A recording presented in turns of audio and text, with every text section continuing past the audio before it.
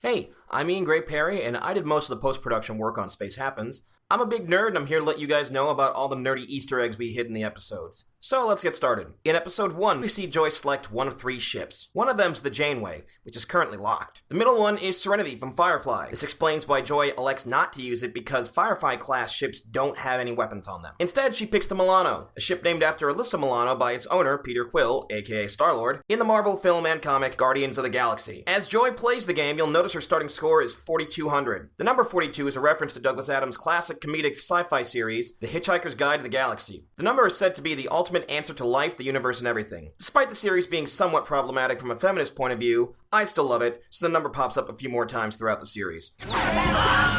If you've heard that scream before, congratulations! You've seen a movie. That is the Wilhelm scream, and it's been used in everything from 50s westerns to Star Wars to when Buzz gets knocked out the window in Toy Story. It's a stock sound effect that was originally labeled as man getting bit by an alligator, and it's been used as an in-joke amongst filmmakers for years. This gray face floating in space is the primal form of Andros, the main antagonist of the Star Fox series. And Game Over Man is Bill Paxton's famous line from Aliens. Game over, man! Welcome to the HMS Janeway. The Janeway shares its name with Captain Catherine Janeway from Star Trek Voyager. She's the only female lead in Star Trek to date, so it seemed appropriate. BT dubs, you can now find Janeway in prison as Red on Orange is the New Black. Skipping over to episode 3, if this song sounds familiar, Help, help. Can no one save me from this cruel fate? that's because it's an 8-bit version of Tchaikovsky's Romeo and Juliet.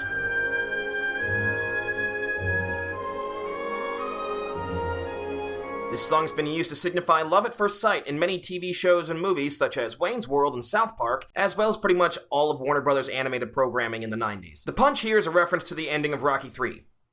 Look, no one said Easter eggs can't be obvious. Speaking of obvious, this scene is an homage to the introduction of Marion Ravenwood in Raiders of the Lost Ark, where she drinks a local man under the table. We actually did a full shot-for-shot recreation of that scene, but it was a minute and a half, so we had to trim it down. We did post the full scene on YouTube, though, so feel free to check that out. Going forward, I'm going to be talking about Easter eggs that hint at the ending of Space Happens. If you're watching this and haven't finished the series, first off, why are you doing that? But more importantly, spoiler alert. Still with me? Good. Okay, so this impromptu dance party that Joy sets off by draining the ship's coolant ends up being pretty important in the grand scheme of things. After she ends it, we see some stuff pop up on the Janeway's internal screens for the first time. They go by pretty quickly, but the blue one reads insufficient coolant, and the black and green one reads Cargo Bay 3 compromised. Also, fun fact, the Leaking Coolant song Leaking coolant.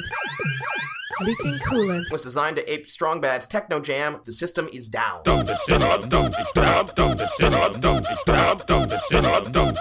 In episode 7, we see some more stuff pop up on the Janeway's screens. At one point, the blue screen reads, I've got a bad feeling about this, a phrase that is usually a harbinger of doom in the Star Wars films. Later on, the black and green screen reads, motion detected in Cargo Bay 3. I wonder what's going on there, ...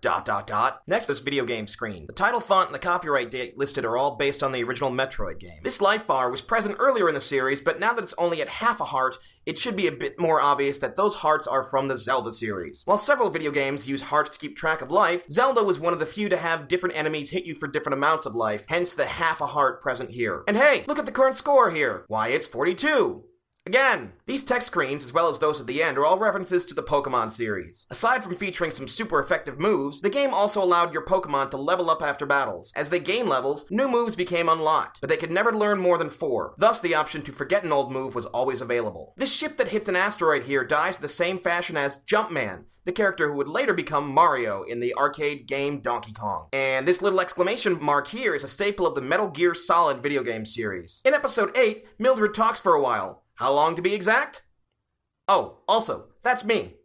Hi, Mom! In episode 9, Carol uses her scissipad to show Joy some other job opportunities. One of them is stuffing subscription cards in magazines. If you look closely, the magazine in question is Playlad, a fictional Renaissance nudie mag created by hosts Liz Rodriguez and Nicole Keating on the Fake Geek Girl podcast, Rude Tutors. Some other listings of note include being a salsa dancer at the TT Bar from episode 2, dead bird windshield removal, and a novice locksmith for Zool's gatekeeping and keymastering at the Temple of Gozer, an obvious reference to Ghostbusters. Later on in the episode, after Carol the quote-unquote hallucination leaves, we see another screen, this time letting us know that Cargo Bay 3's door is open, almost as if somebody forgot to close the door behind them. I also just want to point out Deborah Kraft's performance in this episode. She does some very subtle things that hint at what's to come. In episode 10, we see a couple more screens. Once again, again, the door to Cargo Bay 3 is still open. Also, the rations that have been stored inside there have been depleted as well. In episode 11, once again, Cargo Bay 3 is still open. This whole sequence is a parody of TED Talks. Pretty obvious, I know, but there's probably somebody who didn't get that reference.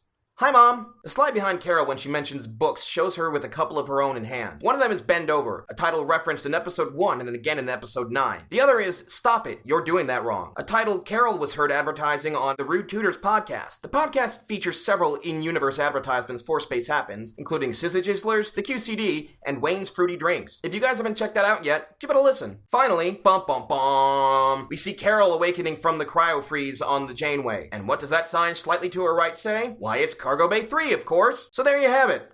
All the stuff we hid. Oh, wait. There are a bunch of our Kickstarter backers hidden throughout the series as well. You can find pictures of them here in episode 2, here in 3 and 4, here in 5, as well as several of their names on this drinks menu, here in 10, and a bunch more as ads here in 9. Thanks, guys. I do kind of want to apologize to this guy. Nothing about you screamed mediocre to me. I've just seen so many ads on porn sites advertising the chance to hook up with ugly, fat, or old women. This just seemed like an opportunity to invert that a bit. And I'm also just realizing I'm admitting to visiting porn sites on a YouTube video. Hi, Mom! So there you have it. All the stuff we hid throughout our show.